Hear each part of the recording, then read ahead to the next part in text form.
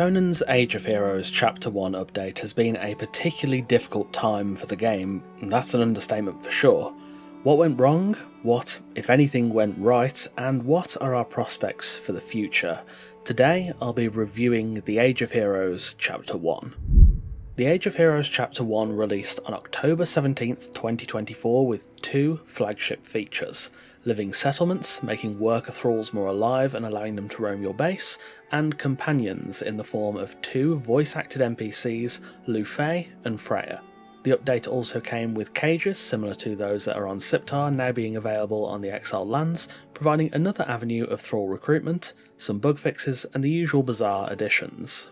If that doesn't sound like a lot, it's not, but we'll get into that later. Let's start off with companions first and save the pain of living settlements for just a little bit later. Companions were, at the core, an interesting idea. People already get attached to their favourite thralls despite most being voiceless and honestly without much personality, so adding voice-acted companions with stories, unique perks, a quest tied to recruiting them, and rewards you can only get by completing said quest sounds great. Well, about that. Design-wise, both Lu Fei and Freya suffered from some big roadblocks. The first was the time requirement. Companion quests have time gating as a prevalent mechanic, meaning that at natural rest points where the NPC would need to recover from an injury or do something on their own, the player would be able to go away and after a certain amount of time either return or the NPC would turn up at their base to continue the quest. Not an uncommon feature in questing in general, but these time gates were harsh. Firstly, each time gate was 8 hours long in real time. You could be asleep or AFK and the time would progress, which is great, but 8 hours is still a long time, and it's really going to slow you down if you want to get that thrall as fast as possible. Freya had 5 time gates in her quest, and Lu Fei had 3. For Freya, it was a bare minimum of 40 hours to actually get her as a thrall, and 24 for Lu Fei. That's not counting the actual time spent on the active questing, but that was really minor compared to the wait time. Time gating can make sense narratively, but gameplay-wise it really sours the experience. Both quests on their own were quite enjoyable in terms of narrative, but the sheer time requirement really dampened the enjoyment, and likely ended up killing the replayability factor for people who wanted to test out all the perks and get multiple of each companion. Additionally, both companions suffered from numerous bugs throughout the quests. Bugs is a word you're going to hear a lot in this review. From my observations, it seemed that Freya had more issues, some of which I and others had identified during the public beta of this update, and I think some of the issues still persist now. Both companions seem to have had problems with progressing the questline, janky behaviour and so on. The thralls themselves were decent, but the process of getting them and the obstacles from bugs were a nightmare. Companions did not play out well. So, we can't delay anymore. Living settlements. Where do we even start? This is the sort of feature that people have been asking for a long time, for thralls to feel more alive, move around, animate, and for us to be able to clothe our own crafters. Mods have been created exactly for this purpose, and this update actually added it to the base game, albeit with far less control than some mods. Funcom did add a settlements toggle, so single player and private servers could opt to turn it off. From my understanding, though living settlements didn't look like a lot on the surface, it's probably a significant undertaking behind the scenes. This is old and doubtless complex code the team are modifying, and it seems to have been the foundation of what would be coming later in the Age of Heroes. I would imagine a majority of the work for this chapter went into living settlements alone, so it must have been good, right? Right? It was a disaster. An utter mess. Not too long after the update dropped, the reports began flooding in. Thralls were disappearing, floating above 0-0 coordinates, or they just teleported to the completely inaccessible bottom right-hand corner of the map. Those who remained were getting stuck, losing track of the needs system, and just generally completely misbehaving. Thralls captured to replace those who had disappeared, or even just vanishing from the Wheel of Pain. This game has been through many problems of varying degrees, but losing thralls is one of the highest order, and this update caused a lot of, honestly, well-deserved anger. Tens, if not hundreds of hours spent gathering the best of the best crafters, only to have them disappear within the space of an hour or two. Funcom disabled living settlements on official servers on all platforms just after release, which seemed to at least stop the bleed. However, that then introduced the problem of half of the flagship features of this update are not accessible on officials. They then hotfixed in November, which re-enabled settlements on PlayStation and PC. That hotfix is a whole other kettle of fish, but we'll get to that in a bit.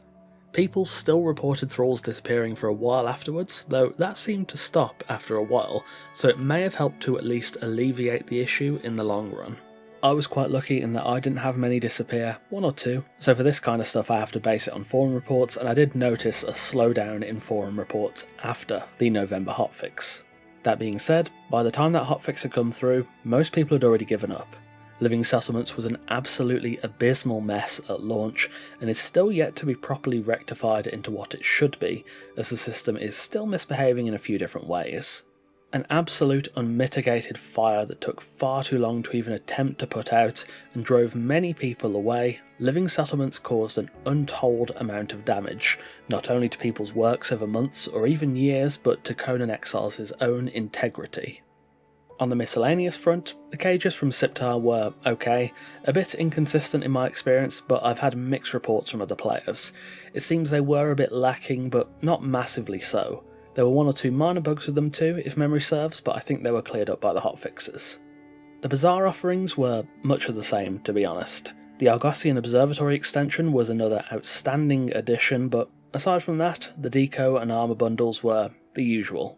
Mostly overpriced and not really worth the cost. No big Bazaar related bugs or anything that I can recall, just very ordinary on the Bazaar front.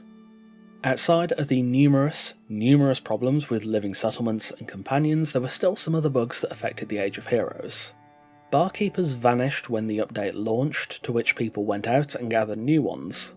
The ones that went missing were then re-added, but if I recall correctly had different IDs from the new barkeeps, so they also ended up misbehaving. Looking back at my notes, it seems you could properly break bond with them after a server restart, so the issue of them lurking around your base unwanted didn't persist for too long.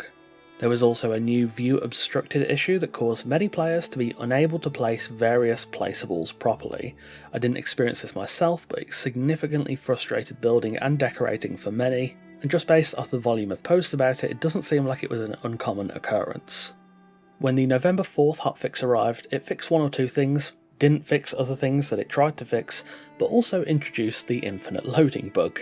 It wasn't really infinite per se, but in my case it took in excess of 3 hours to load my old saves, basically making those worlds unplayable. This seemed to affect many people, and though I was able to back up my saves on my PC and create new ones, players on consoles, or those wanting to continue to play the saves they put thousands of hours into, were completely out of luck.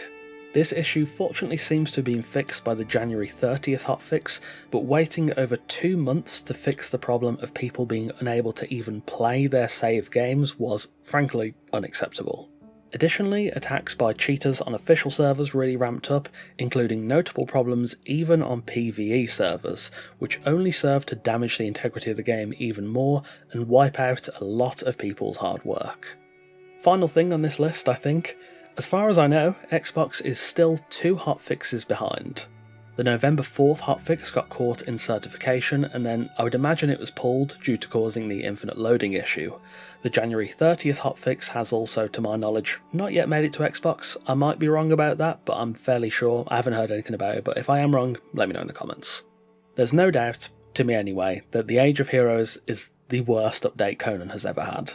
If the systems hadn't been riddled with bugs, I think it would have been a little underwhelming in terms of contents, especially in the context of starting a new age, but the sheer volume of bugs made this even worse than the Age of War Chapter 3, which itself was disastrous. These issues, on top of a load of others that have been building up, were simply too much. I want to highlight that forum user Kiki Girl spent a lot of time compiling bugs both old and new on the forums. It's an enormous list across 2 whole posts that really gives proper context as to just how many issues the game has, both new ones and ones that have been around for years. Conan Exiles was clearly suffering more than it ever had, and a developer response was desperately needed.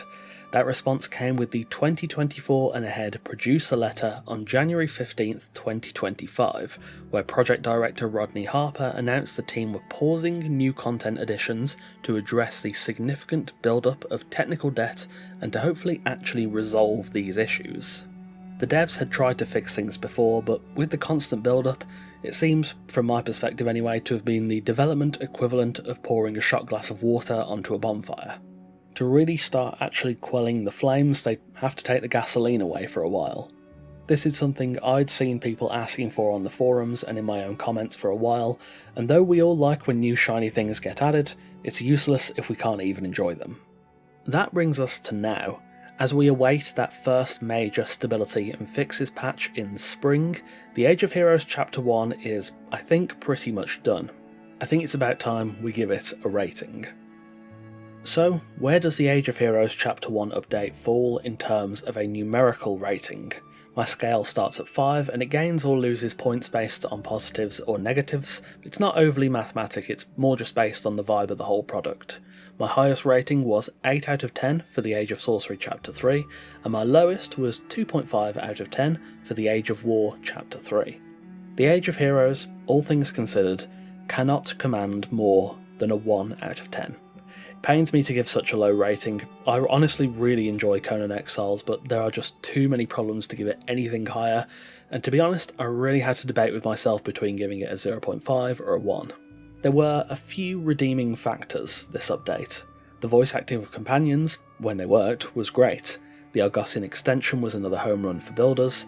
The devs fairly quickly disabled living settlements on officials after the issues with thralls disappearing became more widespread, and the producer letter actually committed to a meaningful step towards fixing issues, as opposed to the lip service of "we're gonna fix stuff."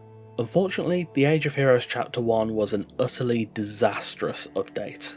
Perhaps the only positive is that it seems to have actuated real change, assuming the commitment from the producer letter actually comes to fruition and problems are fixed.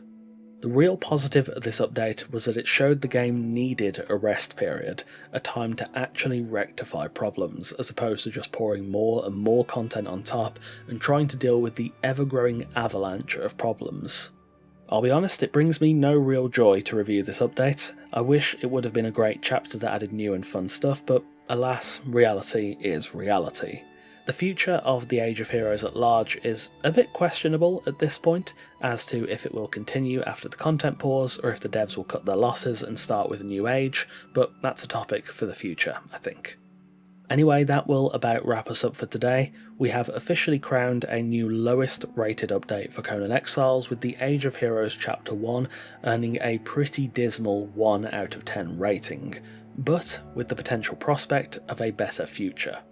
As always, I'll be continuing to cover Conan Exiles alongside Dune Awakening in the future, so make sure you subscribe so you don't miss future Conan Exiles content and news, and if you'd like to support the channel directly, you can now join as a member on YouTube by clicking join below to get a fancy badge and some custom emojis. Thank you for watching, and of course a massive thanks to our wonderful esteemed coffee cultists for continuing to support the channel over on Patreon. If you want to see videos early, amongst other perks, consider joining us over on Patreon, link in the description and pinned comment. Take care, and I'll see you soon.